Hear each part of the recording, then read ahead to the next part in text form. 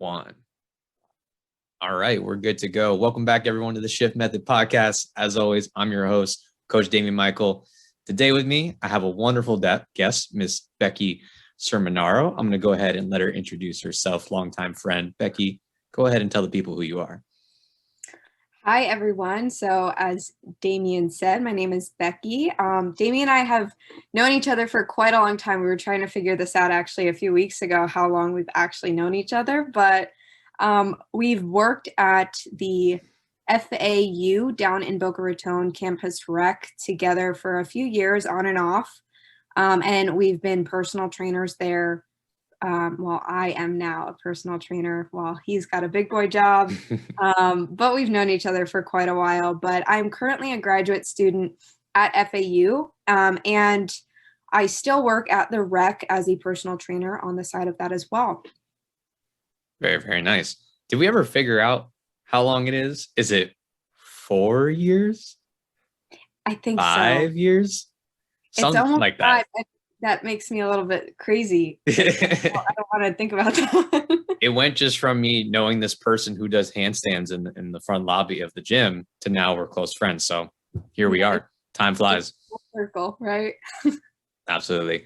So we're going to cover some cool things today. As always, when I have personal trainers on, I like to talk about, kind of their philosophy, their background, so people can get good perspective on the person that we're talking about. And maybe they get some good insight if they want to get into personal training, or maybe a way that they can move their career. We're also going to be talking about some cool research that Becky's doing, as well as a topic that she's very passionate about and that we're going to cover towards the end. So we'll kind of just start with the personal training route. So you just kind of tell everyone, Becky, like a little bit about your fitness background. I know you mentioned a little bit in your intro, but just kind of like what got you into fitness and what you know. Yeah, so I love this question because it brings me way back.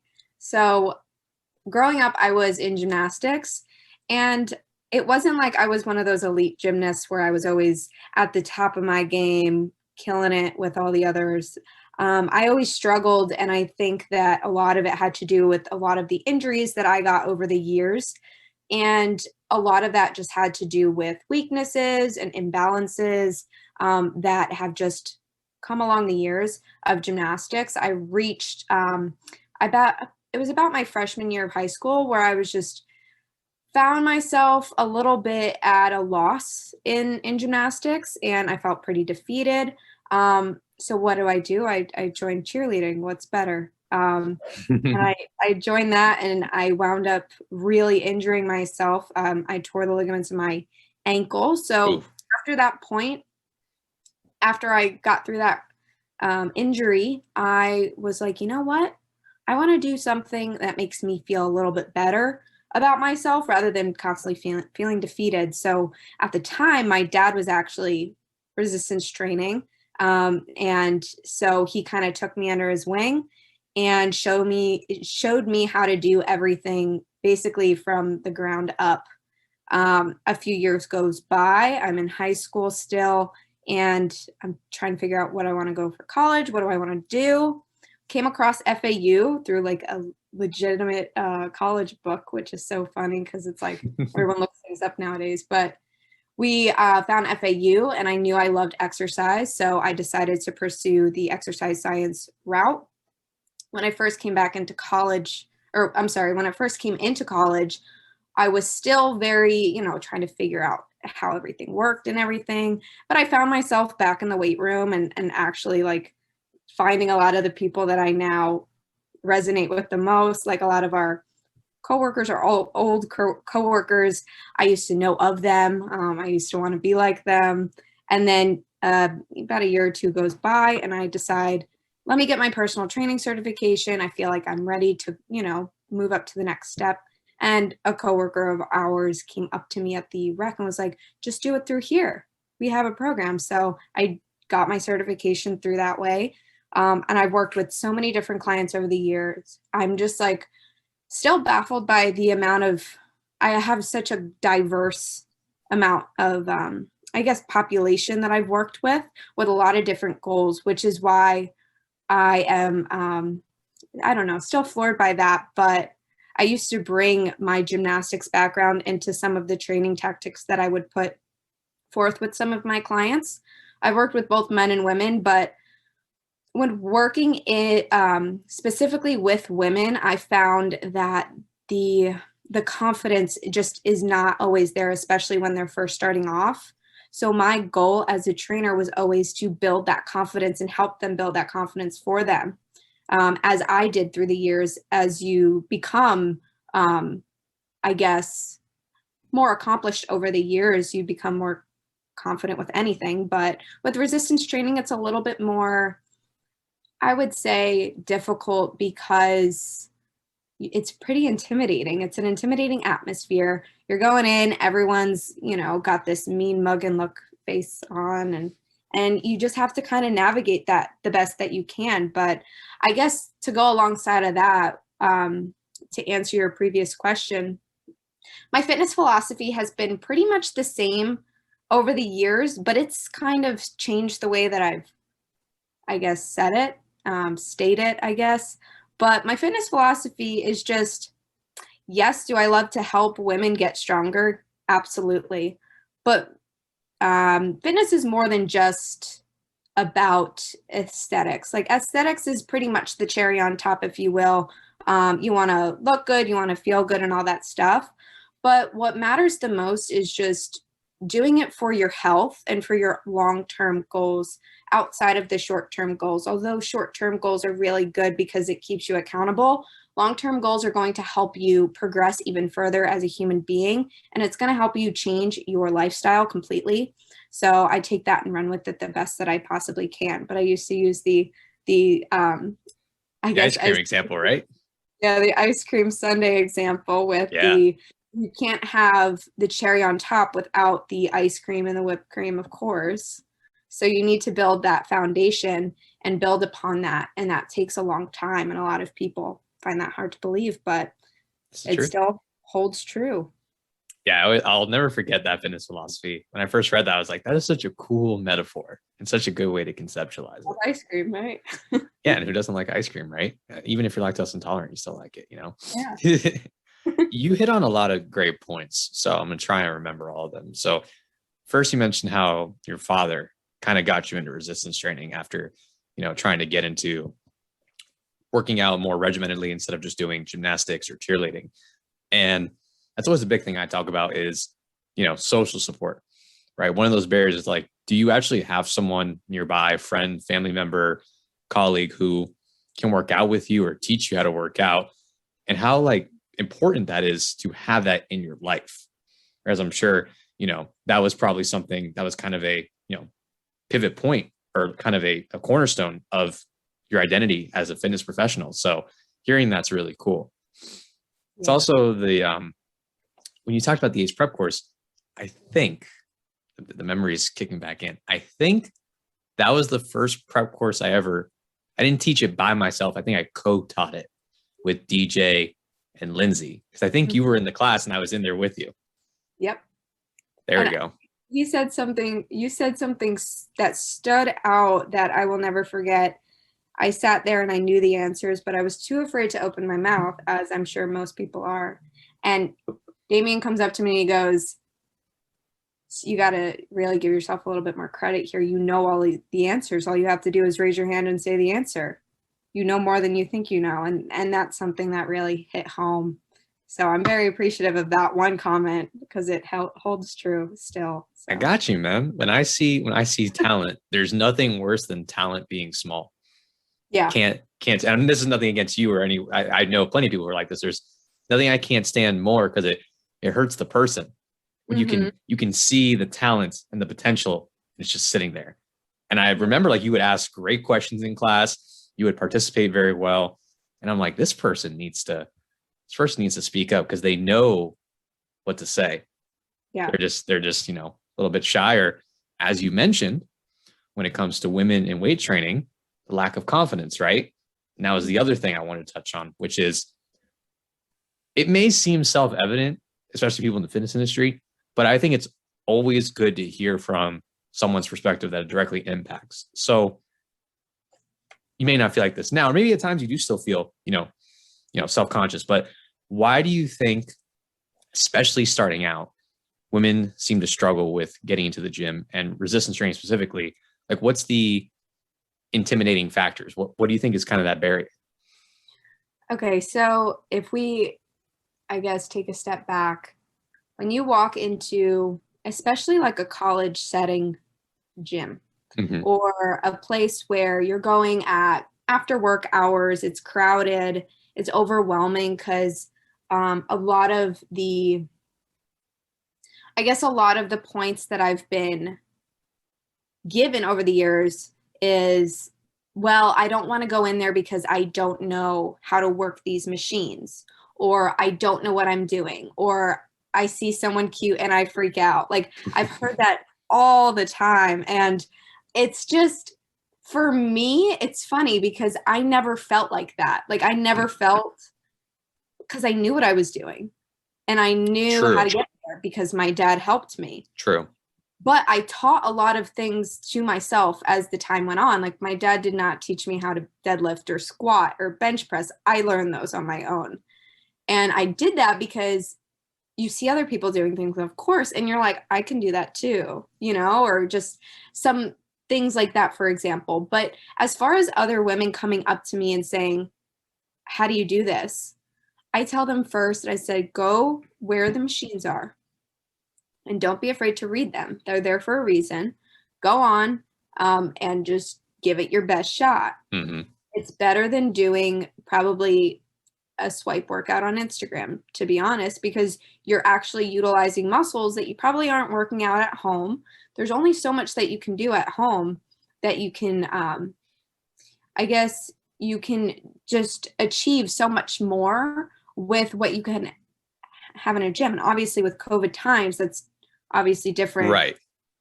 But you will never learn entirely everything at home. So that's why it's good to step into a gym, step out of your comfort zone, and really get comfortable with that, I guess, uncomfortness,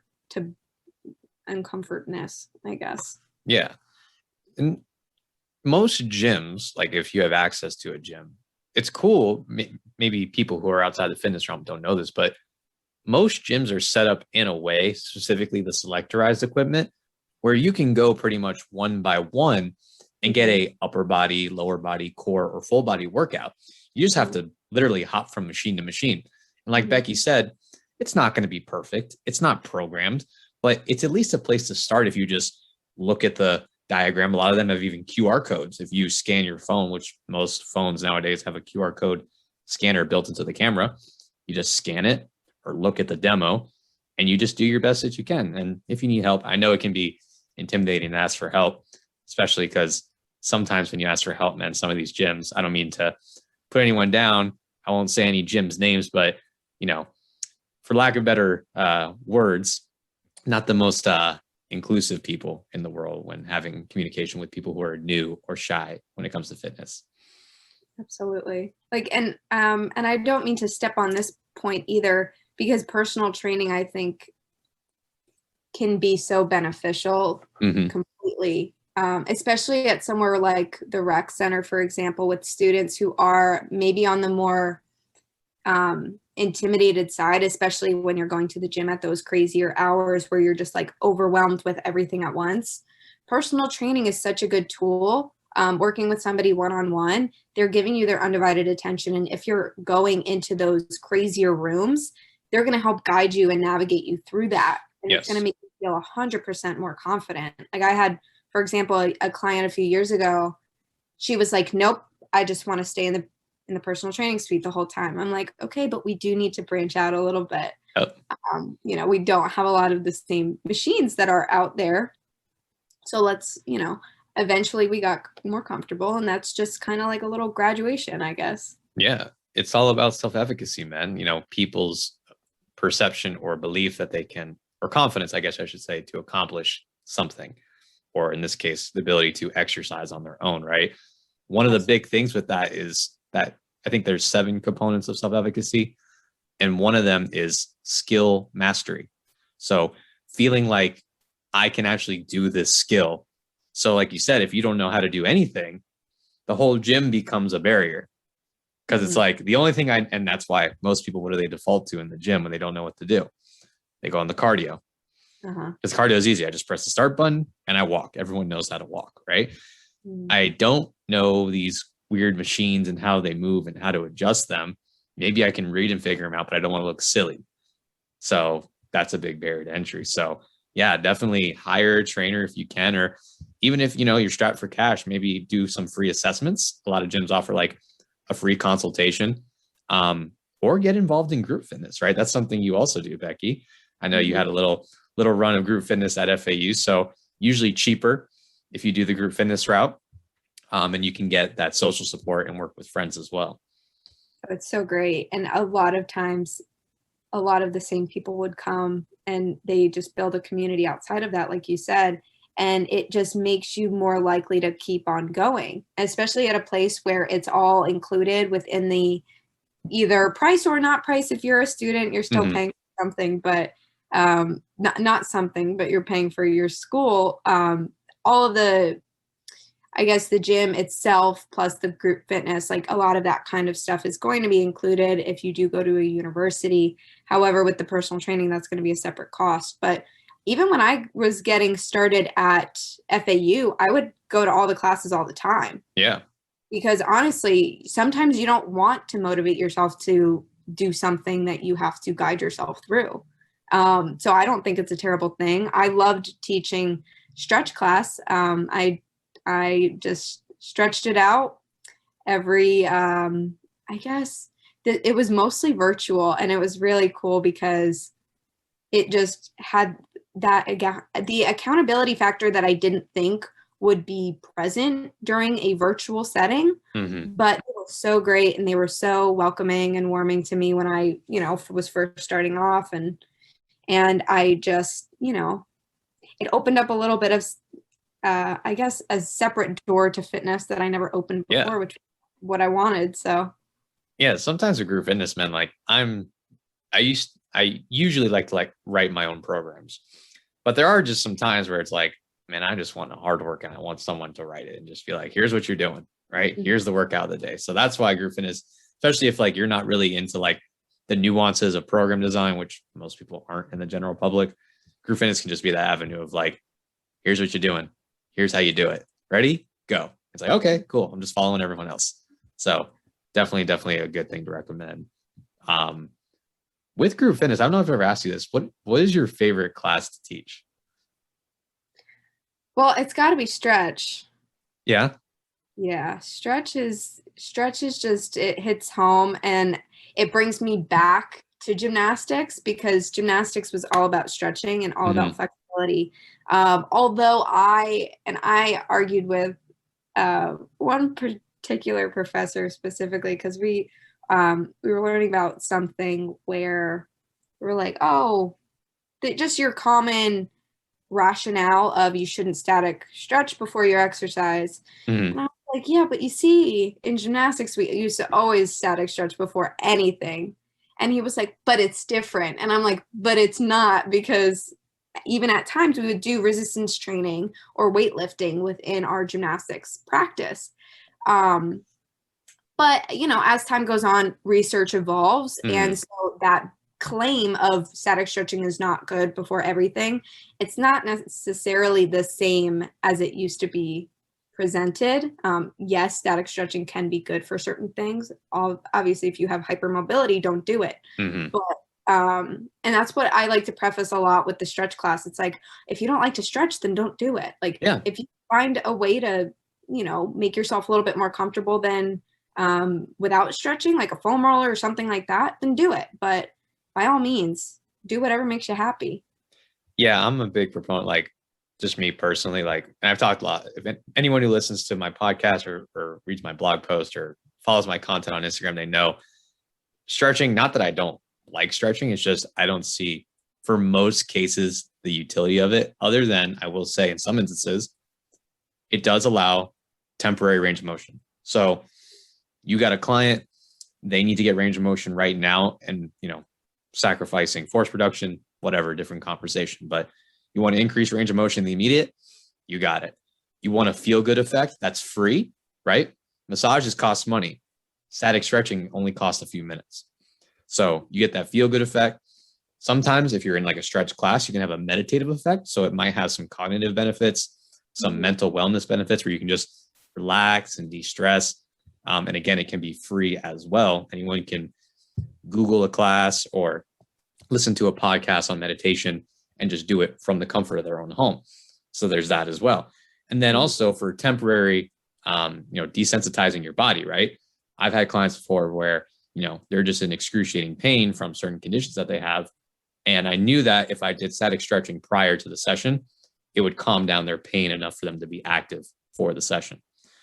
It was a little bit of a Band-Aid, but at least it helped me in the immediate to get the job done. And it's funny you say that about cheerleading, because I'm the same way. Like, I don't usually have clients static stretch unless they ask for it, or like, hey, can you show me some stretches for home? Like, sure, I'll show you some, whatever. There's like a few things I always go back in my head. I'm like, certain sports like gymnastics, cheerleading, and maybe like some martial arts like Brazilian jiu-jitsu, or maybe sports that involved extreme ranges of motion, would it make sense to static stretch prior, even though there's large force production requirements in the sport? Because if my goal is to have as much range of motion as possible, should I sacrifice that, potential like power output, or vice versa? So that's one that I always go back and forth with. And that's why I brought up that point with my professor a few years ago, because I was like, if static stretching does decrease force production, then why would you do it before an activity where you need the most force production as possible? Right. Though it's tough. I mean, it's a difficult area, because you have to think about it this way. People have been doing these sports, especially gymnastics and jiu-jitsu, where they've been around for a very long time. I don't know jiu-jitsu as well, obviously, but I know that it's definitely been around in some shape or form for a long time. And, you've got these old school people, just like you do in bodybuilding, with anything, or powerlifting. They've got their strategies, and they're not going to negate they're not going to, I guess, try anything new, because they have their way of working, so they do it. But I do feel as though if I was introduced to resistance training, just weight training to the most minimal degree as a younger person, I would have been a better gymnast. Like, I wish that if I was 12, 13, I agree. 14 years old, like somebody was like, here's a set of dumbbells. This is how we're going to work with them. Yeah. So this is really great, because here's an example I always go to as well. Thinking athletes, who are some of the, think like the Olympics, right? Who are some of the strongest athletes? Strongest, like, do you mean in gymnastics, or do you mean in other sports? Gymnasts, or I would say pound for pound, gymnasts are probably some of the strongest people. Yeah. And then Olympic weightlifters. Maybe even powerlifters too, right? Although I would say their movement, not that it's not a skill or that's not complex, but it's more so primarily in one plane. But Olympic weightlifters and gymnasts are some of the strongest people pound for pound, right? A lot of them are in and of itself one or the other. Like, if they were a weightlifter, a lot of them have been a gymnast previously. So it's really funny. I did not know that. So a lot of crossover like that. It's weird. Who has the greatest range of motion and flexibility? Gymnasts. And I would say Olympic weightlifters, because they have to get, even though they only have two movements, they get into absurd ranges of motion with their shoulder, with their hips, with their ankles. And you ask, okay, well, people this strong, why do they have good range of motion, or crazy range of motion with all this strength? And I'd argue because a lot of them do resistance training and they're strong. When you're strong, especially because strength is specific, and I've seen some articles that are showing that maybe static stretching is also specific, meaning if you repeatedly put your body in a particular position, especially if it's loaded, your body over time acquires that range of motion because it gets comfortable in there. So the example I always give is if you're trying to improve your squat mobility, right? People are like, oh, you need to static stretch your ankles for like 5 years and then you'll be good to go. It's like, well, if you do static stretch your ankles beforehand, you'll get deeper that day, but you're going to have to probably do it tomorrow and the next day and the next day. Or if you just go as low as you can in the squat and hold it there 10, 15, 20 seconds. And every time you squat, you try and get a little bit deeper and deeper and deeper. It's almost like a loaded static stretch. And it seems like at that level, maybe there's some physiological changes that occur that allow you to now acquire the range of motion. You're getting in that space. Your body says, I don't know about this. I haven't been here before. This is an awkward movement. What are we doing? Okay, fair enough. A couple of weeks go by. Hey, I've done this before. Maybe we can get a little deeper today. And as time goes on, your body starts getting comfortable there. Anecdotally, I'll speak to myself. Becky, do you remember how bad my squat was when we first met? I wasn't going to bring it up. You can bring it up. It's okay. I know I have small calves and I couldn't squat. It's just how it is. It's just how it is. You know, everyone's got to be bad at something, right? This is true. This is true. I'll take that one and only one thing, right? So, but no, for those who don't know, I would have to low bar squat. I'm talking like really, really low bar squat. And my squat was almost a hinge, right? I can blame levers all day, whatever. I do have very, very, very long femurs. That's just how my mechanics are set up. And unless I had plates, not even lifting shoes, unless I had plates, like 25s under my heels, I couldn't really get past 45 degrees. That was my issue. I couldn't do it. And so like, I used to think, oh, squatting's not for me. I would static stretch and get a little bit lower, but I ended up squatting with plates under my heels, or I would do something like the Smith machine or leg press to substitute. And then I started learning about static stretching, mobility, and also resistance training and how it can help. I'm like, I'm going to do this. I would start loading up the bar more and more, getting as low as I can in the movement. And over time, as I got better at the skill and I got more time under my belt, the squat, now I do high bar squat. I use weightlifting shoes, which have a little bit of a, incline, but not much. And now I can get ass to grass, no problem. Mm-hmm. Yeah. What's changed? I haven't really, my body, height wise and my levers haven't probably changed much at all, if any, since my sophomore or junior year of college. The thing that's changed is my ability to do the skill.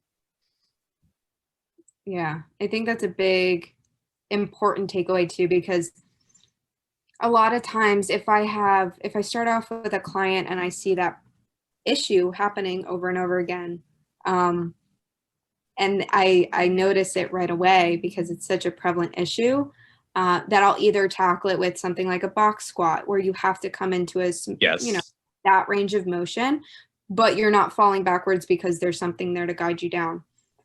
Or I will have them do something like a pause squat. Mm-hmm. Now, pause squat's great for a lot of different reasons.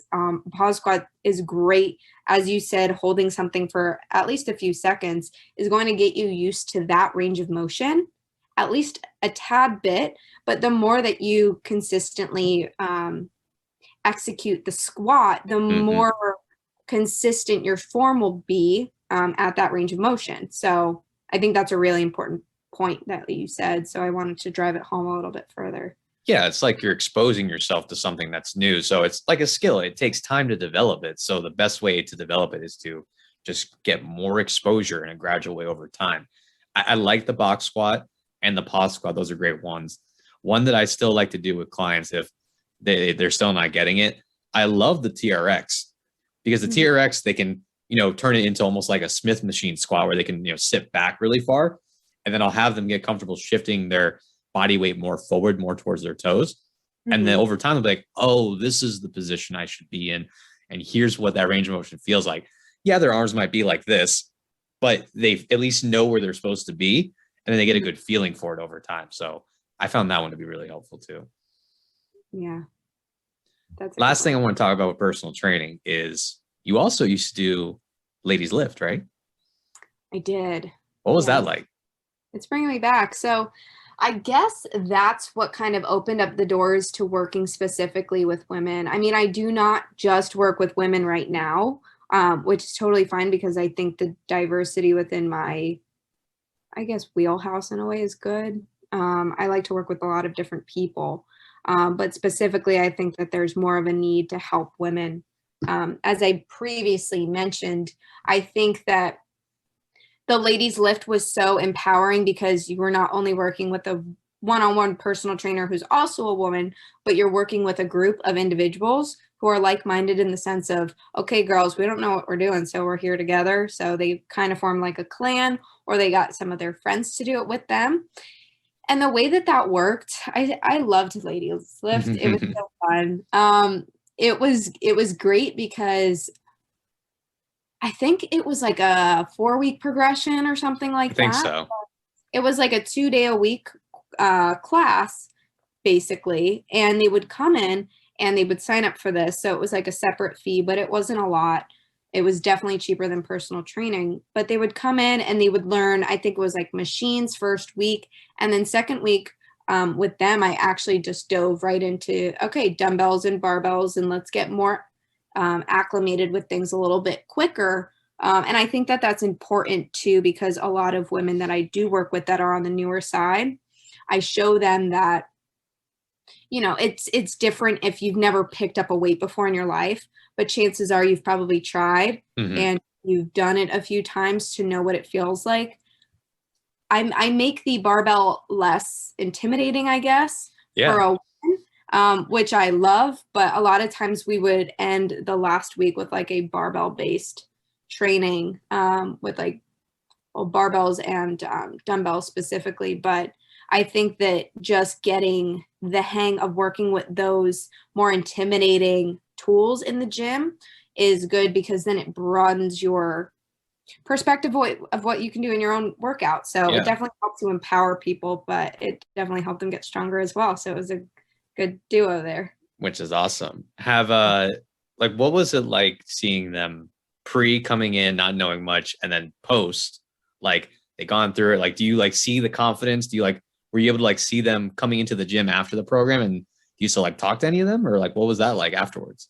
Yeah, it's funny you say this. I was actually just talking about it with I think my roommate a few days ago, but I remember a few girls, because I did it a few years ago and then I did it again pre-COVID, but I wound up meeting up with one of the girls outside of the Ladies Lift afterwards, because she was in exercise science and she wanted help periodization, like programming something. She didn't know how to then put it into her own. And so this was a while ago. She had me do this with her.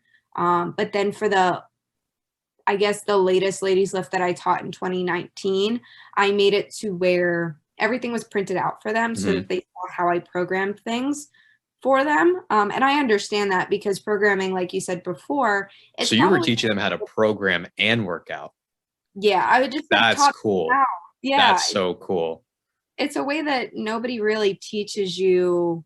A lot of times you work with a trainer and they're just like, okay, this is what we're doing. But I think it's really important to emphasize why we're doing what we're doing and how to structure your week if you want to. We're educators at the end of the day, man. If you're like, I always say this, I'm confident that my clients, not my new ones necessarily, because they're still learning, but the vast majority of clients and people that I've even worked with, if you went up to them, or if I was on vacation for a week and I said, hey, write yourself a program. I've done this before with clients where I'm just like, hey, you want to write your program for the week? You got a deload coming up, and I can check your work and provide suggestions because I want to give them some autonomy.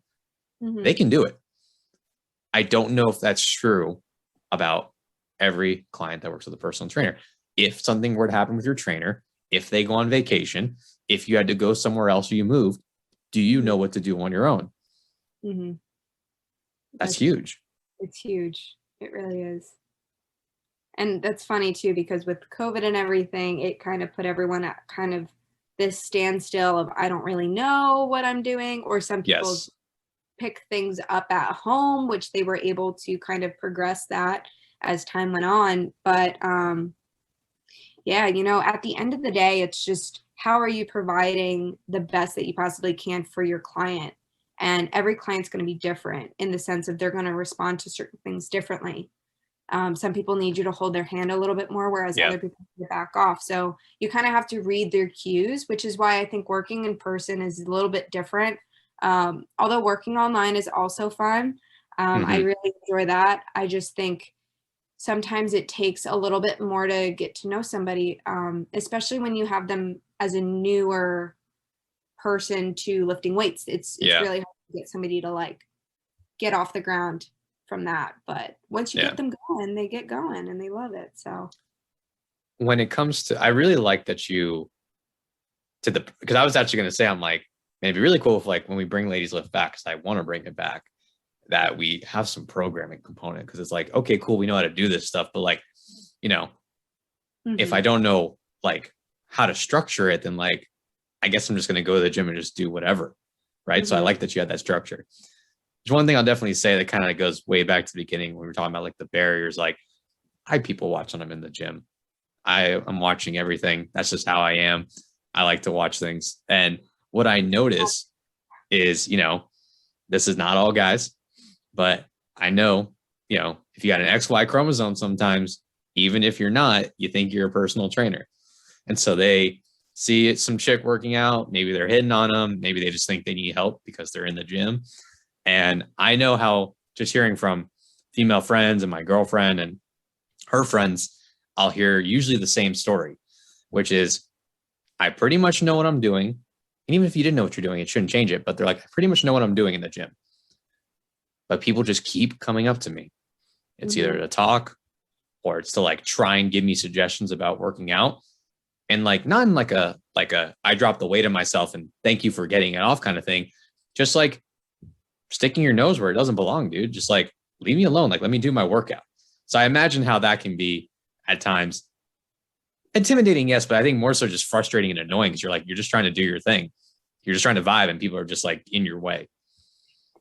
This is quite the turn here, because there's just been so many incidences, I guess, over the years that you get used to it in a way, but you never do, because always it's going to be a new interaction with a new face and a new, okay, like you have to actually take yourself out of it and just be like, okay, like give them the benefit of the doubt. But then if you give them too much of the benefit of the doubt, like the other day, for example, this happened to me, which is funny that you bring it up because I typically work out in a place where I'm not bothered.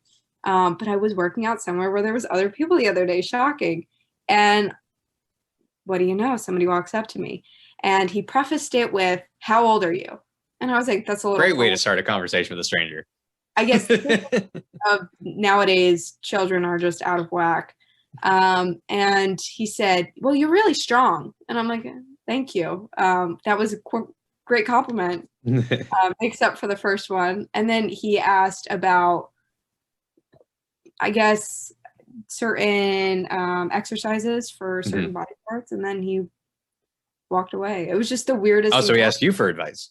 Yeah, which is usually not interesting how the conversation goes. Yeah. So when he first came up to me, I was in the middle of a set, so I was going to finish my set, and this is just a take-home message for all of the ladies out there or men that get bothered at the gym by somebody who comes up to you. Not just bothered, but if you're on a time crunch, the last thing you want to do is have a conversation with somebody. Yeah. But if somebody comes up to you, at least just you owe it to yourself to continue doing what you're doing, finish what you're doing, and then you can open up the door for conversation if they really feel the need to talk to you. But over the years, I've had so many encounters where it's just so unnecessary and so ridiculous. Yep. And I've had so many clients tell me about their experiences with somebody coming up to them saying, "I know what I'm doing and you're doing that wrong." Which again, total stranger. Like these are, if there's a list of like things you don't say to strangers, it's don't even know your name. How old are you? You're doing that wrong. It's like, you set the tone really well, my guy. It's just, it's blasphemy to me that people still do this. Because I was talking to a girl about this actually a few weeks ago, and she was just like, yeah, like it's really actually degrading in a way because it makes you feel like you're doing stuff wrong. But I know I'm not doing something wrong. There's a good chance that, no, that's a great point, Becky. There's a good chance the person giving you advice has no idea what they're talking about. Absolutely. That's the problem with fitness in general. And take it from me, I don't like to interrupt people. Even if I see someone doing like their form a little wrong, guess what? I'm not going up to them and being like, hey, man, you should really fix your shit, right? I'm not going up to people and telling them like they need to change their form or doing anything like that. If they see me and like we make eye contact or like I can tell they're going to ask me a question, then I'll take charge and I'll be like, hey, how you doing, man? You got any questions or want me to show you some? 1000%. Or people just approach me with a question, I'm happy to answer. Even as a trainer, I don't just go and interrupt people because I notice one little thing or I think if I can tell someone needs help, like I can tell they're looking around and like they're clearly like, customer service 101, right? Notice when someone needs help. Sure. But unless they're like about to fail a rep, I'm not bothering anyone. Exactly, as it should be. I think too, I had another really good point to bring up with that, but I just forgot it. So I'll probably have to just blurt it out when we're like, on a completely other topic. Just cut me off. Have to. It was really important. Oh, actually, this is a one. Somebody knew that I used to deadlift in the rec like it was my job. But somebody actually came up to me and asked me about that. And I was just like it made me feel really good. And I'm like, okay, good. Like, this is what I want people to interrupt me for. Like, you want help with your deadlift? Sure, I'll help you. I'll take an hour and I'll help you until, my eyes bleed. But no, all jokes aside, I think it's really, when the right time to go up to somebody is. Like, if somebody's having a hard time, go up to them, of course, like, but don't bother anybody during the middle of their workout. Nobody wants to be bothered. And don't insult people. It's just rude. Absolutely. Just know if you insult Becky, she probably squats and deadlifts more than you. I'm gonna bet there's a 99% chance that I'm right. So be careful. All right. So shifting gears a little bit, I want to talk about the FAU Muscle Lab a little bit now. Yeah. So the world-renowned FAU Muscle Lab. For those who don't know, what exactly am I talking about? What is the Muscle Lab? Okay, so at first, when I was introducing myself, I didn't touch on it as much, but as I said, I am a graduate student at FAU, and my concentration is in exercise physiology. So with that, there's a few different paths that you can take at FAU. You can either do a non-thesis route, a thesis route. I'm not exactly sure how it's evolved over time. They used to have like a strength and conditioning specific, but I know that things have been changing over the years, so I'm not exactly sure. I don't want anybody to quote me on that, but I am on the thesis track for the exercise physiology master's program. So what that means is not just because I'm a thesis student, I work in the muscle lab. I chose to come back to FAU for my master's to work with Dr. Mike Zordos. As some of you might be familiar with, he is a part of a group of men. They're known as Dr. Eric Helms, Greg Knuckles, and Dr. Eric Trexler, and together they do the MASS, which is the monthly subscription, where they go over research that's been given out like very recently, and they kind of break it down, and it's really awesome. So if you've never heard of it before, go ahead and check it out. But they so putting that aside, they in the muscle lab, what we do is we do research with a bunch of different things, but I'm sorry, I'm just getting nervous. No, you're all good. No worries. So I kind of lost my track. Talking about research in the muscle lab and kind of like what y'all do in there. Yeah. So in the muscle lab, I chose to come back to work with Dr. Zordos specifically because of his research that he does with resistance training. Specifically, what we've been doing for the past, 2 years or so since I've been around, we've been looking at 3 different things. So we've been working with cancer patients and looking at different, autoregulation strategies with them to see what they better adhere to, what helps them get stronger, things like that. We also look at neuroprotection, biomarkers of neuroprotection with trained and untrained individuals. And we also do resistance training with trained individuals, looking at different, measures and outcomes related to that as well. So we do a few different things there. But as an undergrad, I worked in Dr. Zordos's lab, known as the Muscle Lab, previously. So I just came back and I wanted to do a thesis of my own, which is what I've been working on for the past, I guess, year or so, probably less than that. But it's about a 2-year program. So I'm just almost done with my, I guess, second part of the second year. Very nice. Yeah, for those who, hopefully if you're in the exercise science realm, those names she rattled off hopefully ring a bell. That's why I think FAU is so cool, man. We have such amazing professors, and the connections that those professors have is phenomenal. And to be able to work with them, Dr. Zorda specifically, that's got to be a really, really good feeling. And just like you mentioning some of the, we won't go into too much detail about it because I know it's their research specifically, but like, I remember you talking about while we were working out together one day, you're like, yeah, Dr. Zordos is doing some research with resistance training and cancer. And I was like, that is so damn cool, dude. Like, that's just like something I wouldn't even think about. I'm like, I would hope that people, one day, like, do we find that, resistance training in a certain way helps people with cancer? And I'm just like, that just sounds like such a cool and empowering study. So yeah, hats off to Dr. Z, man. He's an awesome guy. Mm-hmm. Now, I know you haven't finished your thesis project yet, but what can you kind of tell us about what your thesis is, and kind of like, go into some of the details about what you're hoping to find?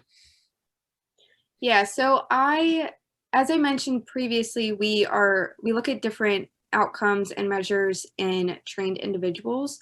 And a study that we've been working on since 2019 has been on looking at different proximities to failure.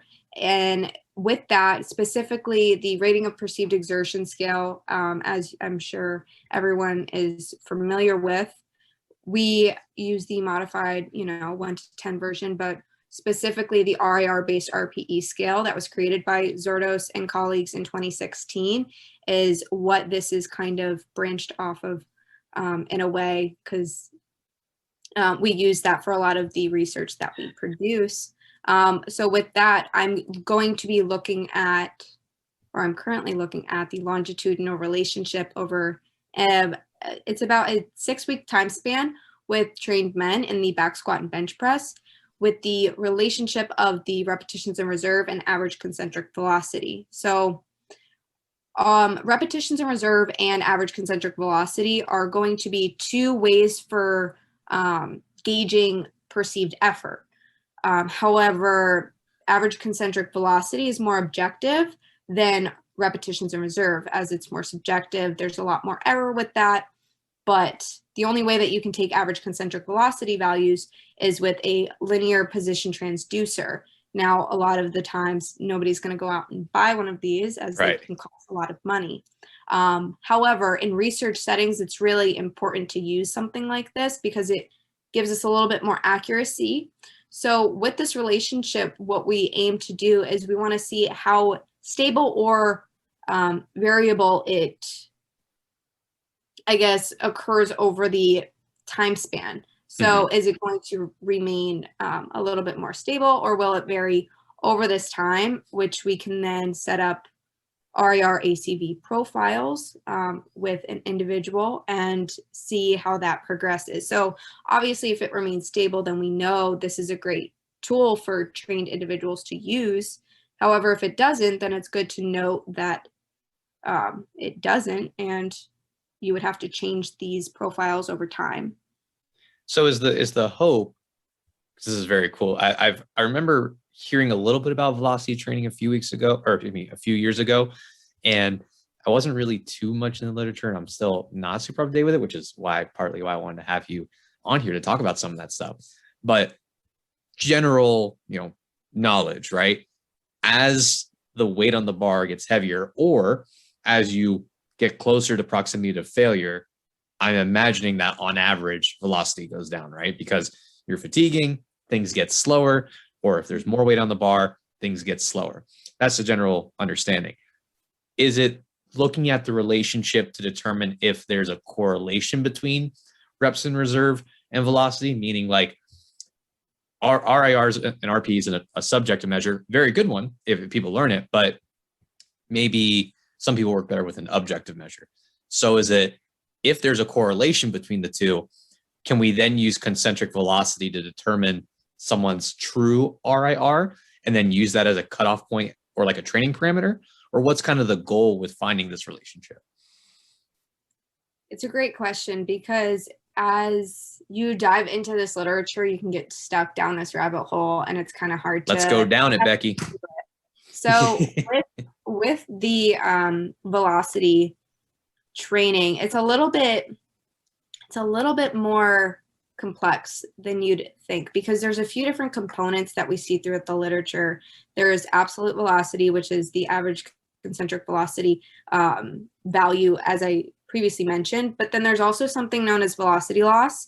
Though in the literature, there's a lot of different, I guess, back and forth with velocity loss, because it's not as accurate as something like average concentric velocity, which is why we have chosen this particular measure. Obviously, average concentric velocity is going to measure the average velocity over the concentric portion of the exercise. However, as something is probably important to note there, but in regards to average concentric velocity, we've looked at this RIR ACV relationship, as I previously alluded to. We've looked at this over, and we found it to be stable from set to set previously in the lab. So we wanted to see if, when working at different proximities to failure, so for example, our two groups are from it's a 1 to 3 RIR range, Okay, and a 4 to 6 RIR range, which means this group of individuals can train up until they had 1 to 3 RIR, like reps in the tank, essentially. right. Whereas the other group trained to a 4 to 6 RIR, where clearly they had quite a bit more reps in the tank compared to the other group.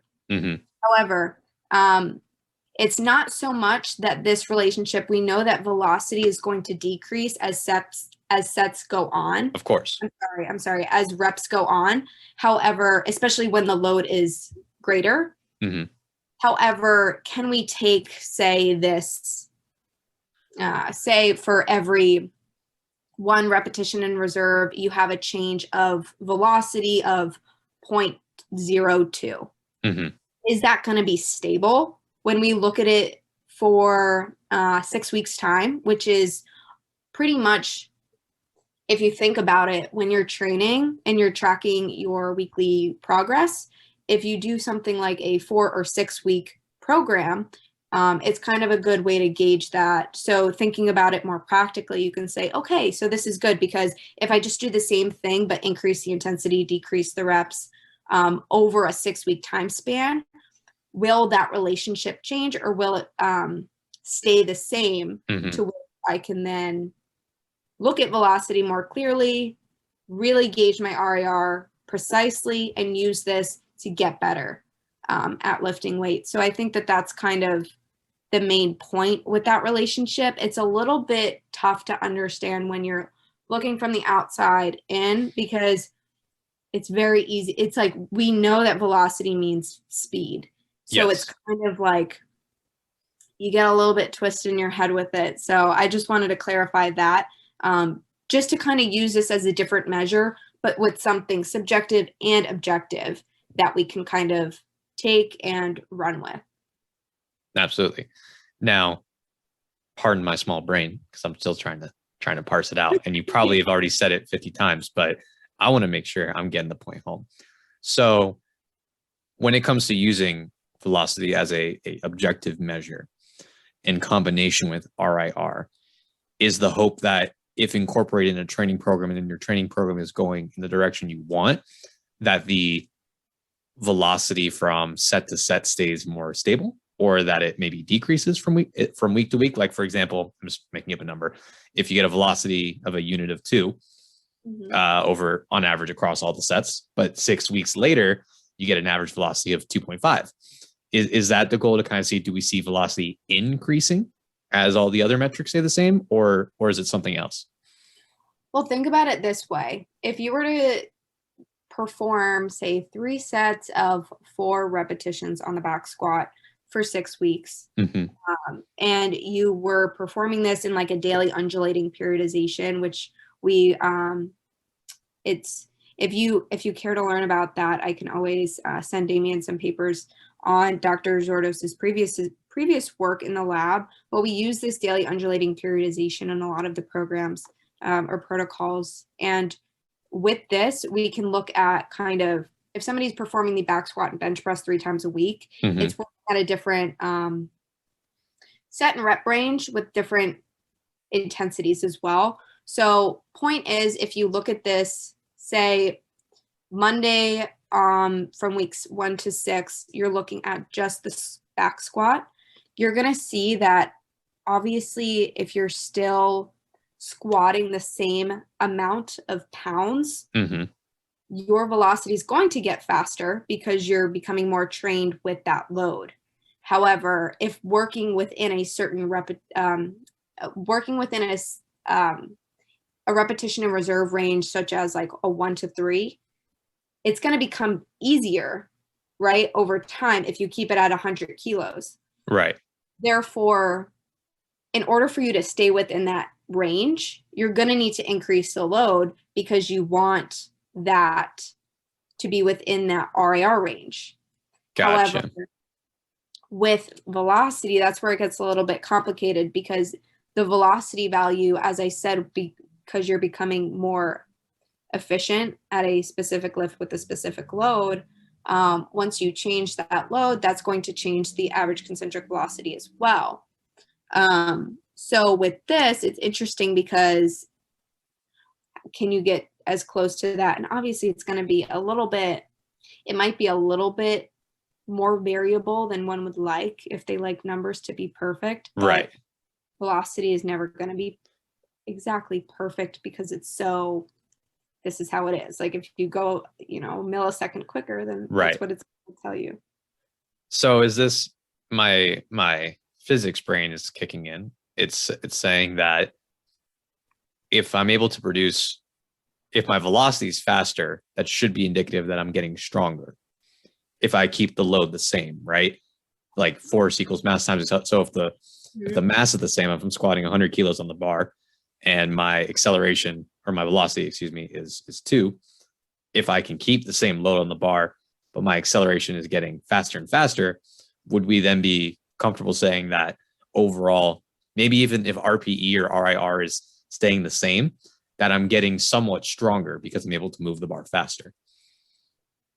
Yes, in a way, absolutely, you're right, because I think a lot of the times we think faster is good, but in this sense, we're kind of taking the acceleration and the velocity aspect out of our brains of what it needs in physics, where we're taking it and we're just looking at the fact of, can we create a relationship with the speed of the bar and the repetitions one has in reserve? So like we said, if you were using 100 kilos and you're using that over 6 weeks time, obviously you would fall out of the 1 to 3 RIR range if that's your goal.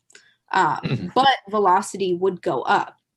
However, for the sake of the project, that's not the goal. The goal is to keep it around that RIR range and to see if by adjusting the load, aka going up throughout that time, see how the RIR and that velocity changes or doesn't change over time, which is interesting because you figure, like as we said, your load, if you keep it the same, obviously velocity will get quicker, but that RIR will be different.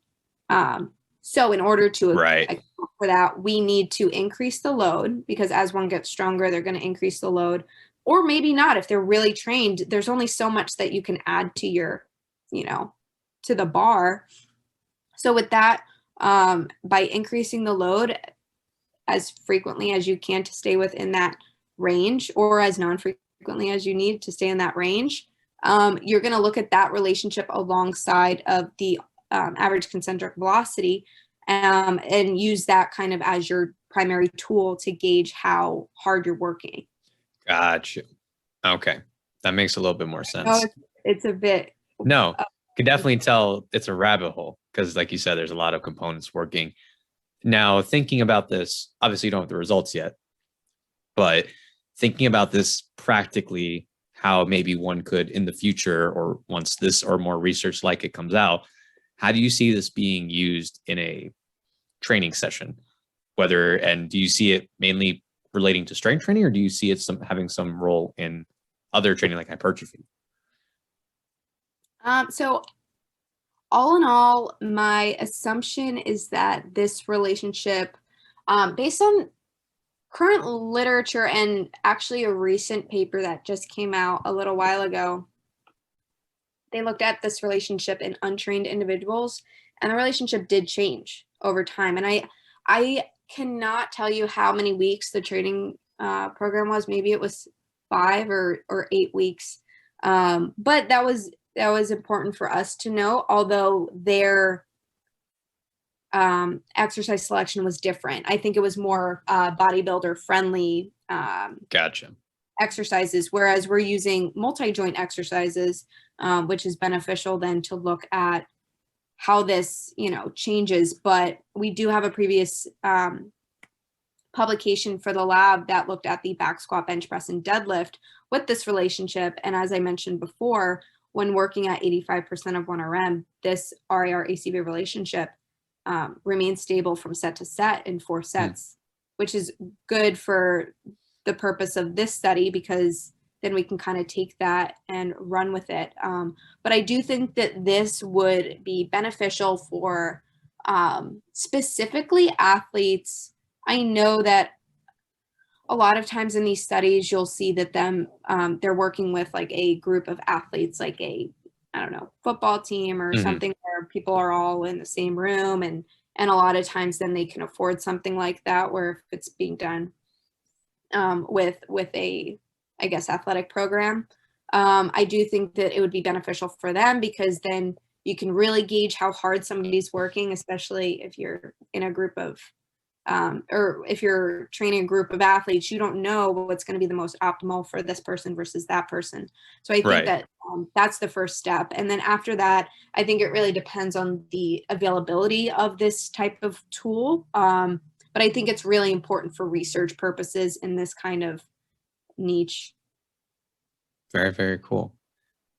Kind of the last thing I want to talk about is the menstrual cycle and training. So I know this is a topic that you mentioned, that something that is important to you because working with women and having them be more confident in the gym. And so some considerations maybe for special considerations that maybe we need to talk about with regards to women in training. So in general, based on what you know, is there like any kind of indication about how the menstrual cycle may impact training in any parameter, like strength, hypertrophy, whatever?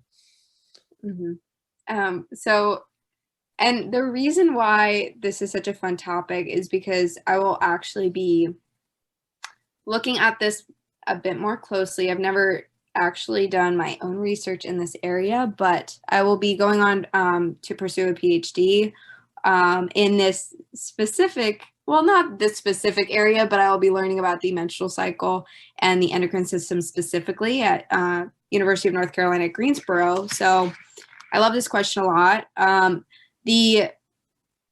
guess the 3 main points that I can point out here are how the menstrual cycle, should we structure our performance around, should we make like a program that's, I guess, more specific to one side of or one particular phase versus the other? I get asked that quite a lot. But then also taking into consideration how perceived exertion comes into, I guess, consideration, as well as recovery. So to hit on these 3 points, first I'll discuss the strength and hypertrophy question, as everyone's probably curious about that first and foremost. But as far as strength and hypertrophy, it's not that it's tough to say, but I do think that this is a field that is growing and growing. And the more that we learn about it, the better it'll be. But as of now, we know that based on a few studies that have looked at least like reviews that have summarized the literature, there's been about there's a few studies that have looked at specifically phase specific training, like training particularly for a specific phase. But there was a review that I looked at that emphasized these findings, and it found that if you train more frequently in the follicular phase, which is going to be that first half of your menstrual cycle, it starts on when you first start your period, and it continues on to your ovulation time. So a normal menstruating woman will have a period, a menstrual cycle lasting anywhere from like 20 to 30-ish days. That's very broad. So sometimes it's a little bit more complicated. However, in research, oftentimes people either do one of two extremes. They either validate whatever phase the person is in, or they just neglect it completely, and they'll look at the, differences in, say, men versus women in that regard. However, it's not specifically pinpointing on what we want to know, which is, should we program around our cycle? And I'm going to touch on the other side of the coin here with birth control, because this is also a hot topic, especially at the moment. But in regards to regularly menstruating women, as in you're getting a period every 20 to, you're having your cycle every 20 to 30 days, your period's pretty much regular, you're going to find that the early follicular phase to your late follicular phase, I'm just going to call them follicular versus luteal phase. The follicular will be, from the first day of your period all the way up to ovulation, which is going to last for about 2 weeks. And then it's going to turn over from ovulation to the luteal phase, which will last another, 2 weeks or so. The follicular phase has been shown to be better for greater gains in strength and hypertrophy. Specifically within trained individuals, it's been more prevalent in the upper body versus lower body, but both have been found either way, which is kind of cool. But they did preface this with, well, luteal phase, like training in the luteal phase isn't necessarily bad. However, it might take a little bit more recovery due to the hormones here. And I'm going to discuss that in a minute, because the difference between the two phases, most specifically, are going to be the hormone concentrations within these. Do you mind if I ask a question real quick? Of course. How are they determining? You said the luteal phase potentially increases in strength, particularly in the upper body, right? But overall in the body. Follicular, excuse me. So how are they determining that? Are they taking groups and like one's in one phase and one's in the other, and they're averaging strength across time? Like, how are they figuring that out? I'm just curious. So if I understand your question correctly, the way that they verify the menstrual phase of the individual is there's actually a really good paper that came out, and what actually my future advisor, Dr. Weidman, is a part of this research area as well, which I think is pretty cool. They look at specifically how to verify what phase that you're in. And they've thought of like it's like a 3-point system, and blood samples are going to be the most accurate always. So that alongside of, with the blood samples, I should say that you can look at different levels of estrogen and progesterone within the blood, which determine whether you're in the follicular or luteal phase. And that's further broken down into earlier, late follicular phase, and then there's the mid luteal and the late luteal phase. And the ovulation has its own, craziness there. But specifically with these two phases, The difference is going to be the concentrations of the hormones, but the blood, like I said, you should always get that.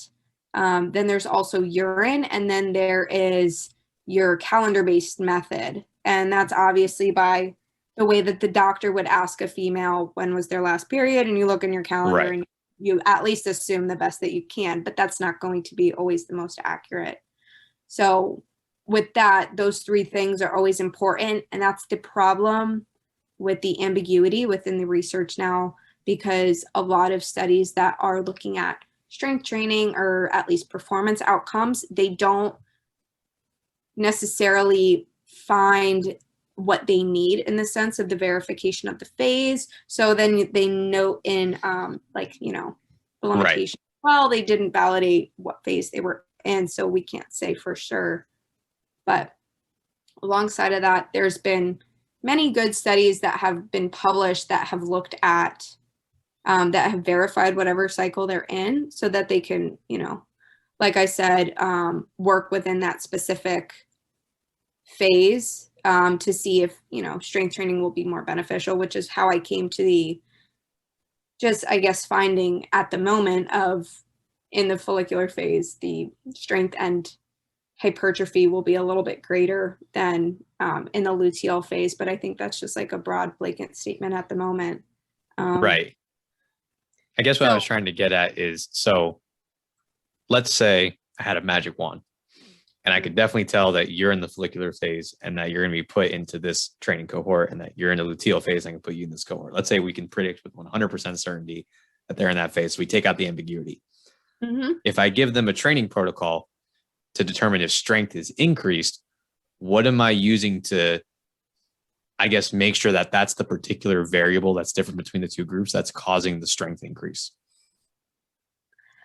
That's what I'm trying to get. That's what I'm trying to wrap my head around. Because like the part of me is going like, okay, that would make sense. Like this group's in this phase, this group's in this phase, this group got stronger on average. But how do we know it's that particular thing that we're trying to measure? Yeah. And I think that's the trickiest part, is that you're never, okay, this brings into consideration the next point that I wanted to make, which is kind of because the perceived exertion, as I previously alluded to, is going to be really important, because as we know by working with people, that if somebody feels as though they can do something, they're going to do it. 100%. Whereas if they feel like absolute dog poo that day, they're not going to want to come in and train. So this is something that is one of my favorite parts about this, because it brings in more ambiguity, which we love, because then we have to answer more questions. So there was actually a narrative review published, I think it was last year. I could be wrong, but I'll send you the link for that one as well. And it looked at objective versus perceived performance in the menstrual cycle. And a lot of these studies looked at a lot of the same phases, if not like the early follicular phase versus all the other phases, or all of the phases like versus each other, or particular ones for a specific reason. Point is that with the objective performance, like saying, oh, this is going to be the best phase for them to work in based on how they objectively feel, that's just all over the place right now within the literature. However, with the perceived with the perceived performance, as you would probably assume, during that early follicular phase / late luteal, when they are right before and starting their period, they feel like they can do the littlest amount that you're going to give them, which is kind of, it's funny, because if the follicular phase is where we feel we can produce the greatest amount of strength and have, more impactfulness to our training, if we're perceiving that point to be the weakest point for us, then we're not going to want to do that. So I just want to make sure I get that right. The potential benefits for strength in that phase are the highest, but the perception of your ability to do so, and you're feeling like pretty much crap, for lack of a better term, is also the highest, right? You feel like I can't do it. I feel like crap, but also it's the point in time where you can make the most strength gains. Absolutely. And I think that's tough. Because I want to also caution this point because we're perceived to be the weakest during the early follicular phase, right? Which is the start of your period. You know, if you're a woman, you understand that, especially if you're not on birth control, you understand that entirely. However, when you get into the late follicular phase, so it's going to be leading up to ovulation, just attack the world because that's what you feel and that's what your hormones want to do, and go for it, girl. That's the time when I think that all of these things start to kick in, which is why the strength and hypertrophy are then greater. So I think that that is really key. And to bring up the birth control, if I can. Yeah, absolutely. So just to put this into a perspective for men, being on birth control, the feeling of being on birth control, at least from I guess a physiological perspective, you're not ingesting the hormones. I mean, you're ingesting the hormones, but they're not being produced within your body. Whereas a woman who is naturally menstruating, she's getting those hormones all throughout her body all the time, which is why she might be a little bit more cranky versus the girl who's on birth control, because the girl who's on birth control, her hormones are a little bit more regulated like a man. It's just kind of the way that it works, like how testosterone stays pretty stagnant. Mm-hmm. I don't want to say that for every single woman who's on birth control it remains stagnant, because I'm sure that they get those feelings of irritability and all that stuff. But the way that it's produced in the literature, which I think is important, is you can use oral contraceptive users, or birth control for a better term. You can use those individuals as a control group to compare against women who are who are regularly menstruating, which is ideal, because then you can really see, if you start all the individuals at the early follicular phase with the training program and go all the way through that month and even continue it twice, you can really see the difference with their hormones over that time. And so what happens with the birth control individuals is that they will, in the, you know how I said in the early follicular phase, that's when you're normally menstruating for those women. However, your hormones at that time are really low. So what they say is that when you're on birth control, your hormones stay around like an early follicular phase concentration throughout the entire birth control time. Gotcha. Except for that last week, obviously. Right. But I think that that's important to note, because that's how you can differentiate between the hormone concentration between a woman who's not on birth control versus is on birth control. And then you can kind of see how, I guess, strong somebody gets when they're naturally menstruating. Yeah. Very cool. Yeah, I wonder. Sorry, go ahead. I'm sorry. I just had one more thing to note with that. I think it's important too. There's been a lot of ambiguity in this literature as well with birth control, because a lot of people want to put the just stamp on it that birth control makes you weaker, when in fact it doesn't.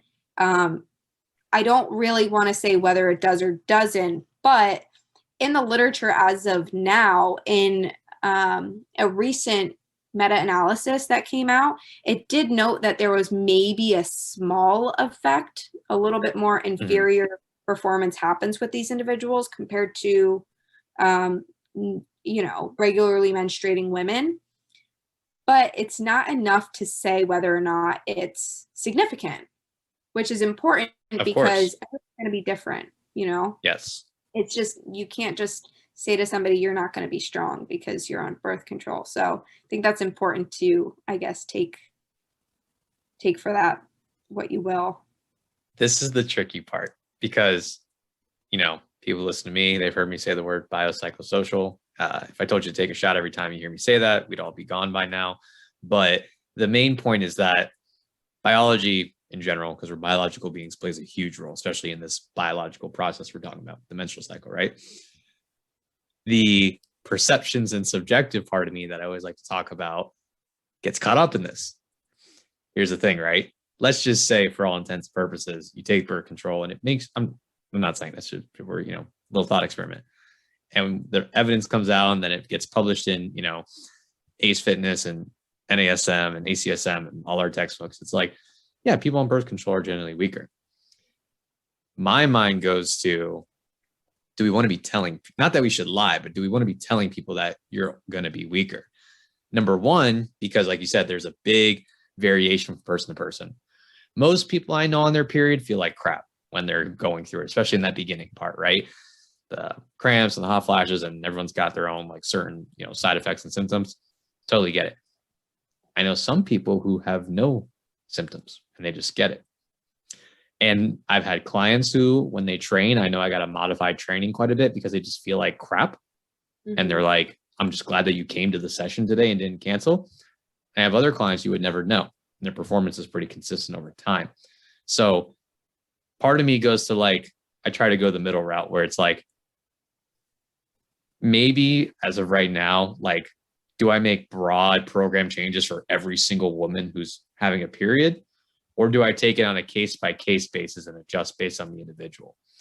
Because I don't want to be telling people like, oh, you're at this part of your period, you're weaker, you're whatever. Yeah. Exactly. And then I start breaking them down. And then maybe they start like thinking, oh my God, I'm on my period, I'm weak, I can't do this, yada, yada, yada. Mm-hmm. Versus like, hey, how do you typically feel on your period? Oh, Damien, I feel like shit. Okay, we're going to train. We're just going to go lighter today. Yeah.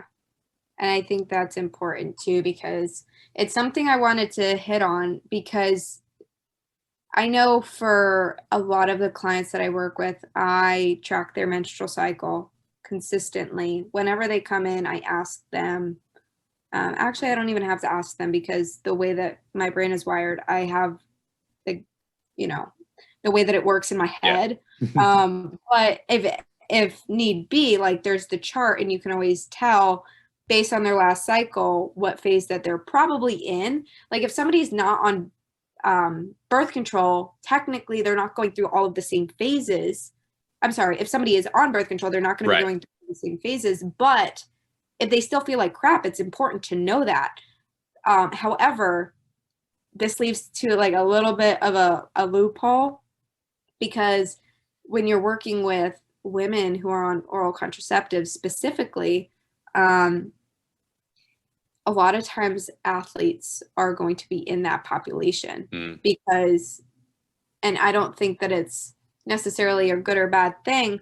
There's a lot of different ways in which you would want to do this. A lot of coaches want their athletes to be regulated if they're amenorrheic, or if they're losing their period, or if it's coming it's not going to fix your period. So I want to like highlight that, and just, put a star by it, because I think that that's an important message. And I'm not a doctor, so I'm not going to prescribe anything. Neither am I. Exactly. But that's just an important thing to understand. But also, some people will want to use birth control to set themselves up more for success if they have a competition coming up, so you can kind of manipulate when you get your period, which I wouldn't recommend, but people do it for, elite sports, Olympic sports, things like that, where they want to perform the best. Although we said sometimes it is a person by person basis, I track my clients' menstrual cycles specifically for my own curiosity. I would also caution to necessarily, you don't have to always schedule a deload when they're going through that time of being weaker or being a little bit more fatigued, because that might just be that month. It might not be other stuff. Very true. So I think that's important. But scheduling a deload was my number one, like, oh, easy. You could just schedule a deload every time you're around that time. But then it's like, but you also might be missing some really good training time with And that. depending on someone's, cycle length, that could be once every 3 weeks. Exactly. Which is like, that's especially for someone who's not extremely trained, that maybe doesn't like need a deload at all, like that often. It's like, do we really want to do this every 3 weeks? Is it really that necessary? Exactly. Yeah. Like, how about like sometimes with some of my clients, I'm just like, okay, well, you're feeling terrible today. All right, then what do you want to do? I have this plan for us, but if you are not wanting to do any of this, I'd be willing to hear what you have to say. If somebody feels really good that day, maybe they want to do AMRAPs, as many repetitions as possible because they feel so strong. Go for it, girl. I'm here for it. Do what you want to do. But sometimes you kind of have to differ with women, I think, too. Here's another rabbit hole, maybe. I don't know if this is true, but I would be interested to know about this. What if, or have you had anyone who's like been on their period or in a particular phase of their period, like, Becky, feel like crap? And then you take them through a training program and they actually are stronger or performing better, even though their subjective fatigue is high, but their performance is even higher. Have you experienced that?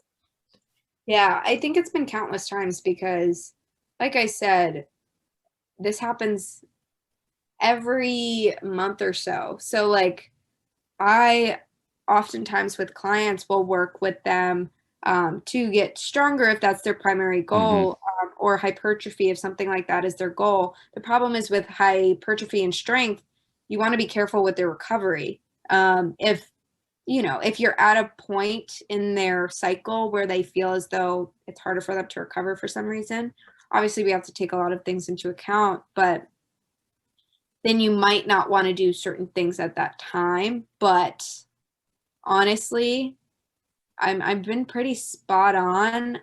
I don't know if it's just because of the consistency with some of my clients and how we have programmed stuff over the course of a few months, but I think it's important to note when they do feel at their strongest and when they're struggling. I don't think that you need to make changes right away. I think that it is something that you do over time. Just change one thing and see how it works. Because if you change too many things at one time, then you're not going to know what works. Very true, right? Too many variables. Yeah. Absolutely. Now, kind of the last thing I want to ask is, so let's say you got someone and they definitely have like visible, not visible, I should say. They definitely have symptoms and side effects in their period that are quite fatiguing and quite taxing.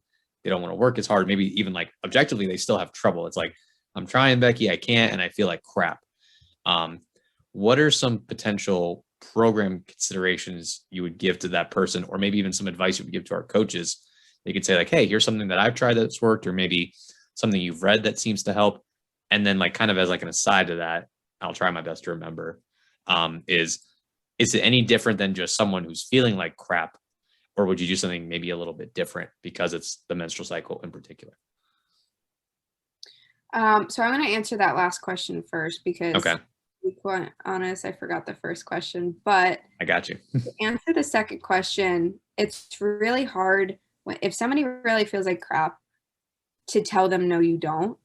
Oh, Instead, especially when they're a menstruating woman. So I'm just gonna say that, but I think that the important thing to consider, I guess this goes for men and women. This goes for if you're not in a good mood, or if you feel as though you're just in excruciating pain and you don't want to train that day. Nothing saying you have to train, but also the fact that you came in was a big step. Yeah. And also let's take into consideration the fact that you can get stronger today, but how about we just forget about everything else for an hour and just train? Because like when you just put all of your perceived thoughts aside for a second, like, those days when you go into the gym and you're just like, not going to do it today. It's not happening. Yep. motivation is at a zero. Because I also Yep. ask my clients how motivated they are to train that day and what their recovery is, because I think that's important too. Love it. Um, but you can go in there being so unmotivated and then just, yeah, I don't know, magically PR, or just, Sometimes you just got to do the damn thing, right? you just got to do the damn thing. Like, who says not That's to? right. But also, I was remembering your other point and now I forgot it Oh, I again. got you. So no, that definitely answers the second question. Like, and just thinking like, not everyone has reoccurring cramps, so maybe like some things you adjust, but specifically, what may be some programming modifications for someone who is having, definitely like, decreases in performance and like they just feel like crap while on their period? Are you changing volume? Are you decreasing load? Are you maybe swapping particular exercises that don't aggravate symptoms? What advice would you give? So I think for that particularly, it's important to first note as a coach that you should be at least giving the option to those individuals. I guess I'm very open with my clients. I don't know if that's something I should say out loud, but I'm very, tell me how you really feel, Yeah. down to the core of how you feel. But if this is a reoccurring thing, tell me. But if it's not, also tell me. Yeah. But I think that with that, if you know that they're usually irritable at like the end of the month or something, how about like increasing your protein, fruits and vegetables, getting in a little bit more nutritious options will also help to negate the premenstrual symptoms or PMS that comes with your period. Like it comes, and usually women will be most bothered the week before their period because that's when their hormones are starting to get all, like a roller coaster. So I think that that's important to really emphasize and drive that point home, that making sure that they're getting enough rest, drinking enough water, eating at least some nutritious foods in their diet. Obviously, not everything has to be nutritious, but if you want a donut, eat a donut too. But all jokes aside, I think that as far as like the intensity, volume, all that stuff goes, at least for me, I think that if they feel as though they can be the most, I guess, the strongest during, and as we've previously alluded to, if that's the case for, say, this particular individual, that they're strongest around the first 2 weeks of their cycle, there's nothing wrong with scheduling heavy singles for around that time and decreasing your, I would say, decreasing the volume, increasing the intensity around that time. I don't think that that's wrong. I think that if you were to do that, then you can start to slowly increase the volume over time. Maybe just leave it be for the next cycle, like if you're experimenting with it. And then you can kind of see how much volume they can handle and then come back down from there. You can do something where it's kind of structured to be like a staircase, if you will. Yeah. It's just, or if they want to do AMRAPs during that time of the month, like go for it. I think it all depends on your own programming tactics and what you feel is going to be best for your particular client, but it also depends on what they like and what they don't like. If somebody hates to do handstands, I'm not going to make them do handstands. So. Only you'll do them for them, of course. Exactly. But yeah, just to say, I don't think that there needs to be a particular dosage, if you will, of something at a certain time. I don't think that we have enough literature in that to say whether or not you should do. I mean, we technically have stuff that says like you can be the strongest and you can gain the most muscle in that time frame, right. but I don't think that I guess the programming is set in stone, nor will it be, because everyone's an individual who has individual needs. Exactly. And like I could maybe see like if more research came out like and it just kept compiling in that direction, I could definitely see that being like a focal point of like the strength conditioning high level athlete side of thing. For the general person just trying to get stronger and like build some muscle maybe, or just like get active, like, does it really matter that much? Does it matter that you're enjoying your training, have decent nutrition, showing up to your sessions and like making some gains? Absolutely. Right. So I'm sticking probably with the subjective, but definitely, like you said, like if my client has subjective, they have like subjective symptoms, like, and then I can just modify from there and see what they need to do. I agree. And like, I hear horror stories about, some people's symptoms. And also, like I said, you can try to negate that as much as possible by consulting with a doctor on that. But also, like, if you don't want to go on birth control, you don't need to go on birth control. Don't let anybody tell you otherwise. Just like I said, having a more balanced diet, having a more regimented sleep routine, drinking enough water, and keeping your stress levels as regulated as possible is always going to help with anything in your life. But I think that specifically with training, trying to, regulate that as much as possible is really helpful and is really important for that, especially. Couldn't agree more. Becky, we're good friends, but we talked about periods now. So, I mean, I think we checked off all the boxes. So I think we're good to go. And also, talking about periods ain't that big of a deal, people. Relax. I see people get freaked out all the time talking about it. Like, oh, you're talking about that? Yeah, dude. It's physiology and anatomy. Get over yourself. That's it. That's my angry statement for the day. Becky, thank you so much for coming on. It was a pleasure, as always, to talk with you. Do you want to let the people know where they can find you? Because I know you post some cool content. Yeah. So my, fitness and food related stuff is located at on Instagram at Fitty or Foodie with the lower hyphens. I'll have Damien link it wherever, or I don't know how these things work. I got you. Foodie is where I post a lot of educational stuff as well as just some good food, because those are two areas that I really enjoy to emphasize on social media. But yeah, that's my main account that I really focus on this kind of stuff with. But yeah, I'll make sure to link all that stuff so everyone can check that out. As always, y'all know where to find me. Instagram, the_shift_method. Content, try to put it out daily. Hey, new blog post is out, blog post 3 on pain and physical activity. Y'all know pain is a big thing I try and talk about because it's a very prominent thing that people deal with, especially while exercising. So that goes into great detail about what you can actually do as maybe just an average Joe, just trying to go to the gym, just trying to be healthy, or as a coach that's trying to work with a client that's experiencing pain. What's your scope of practice?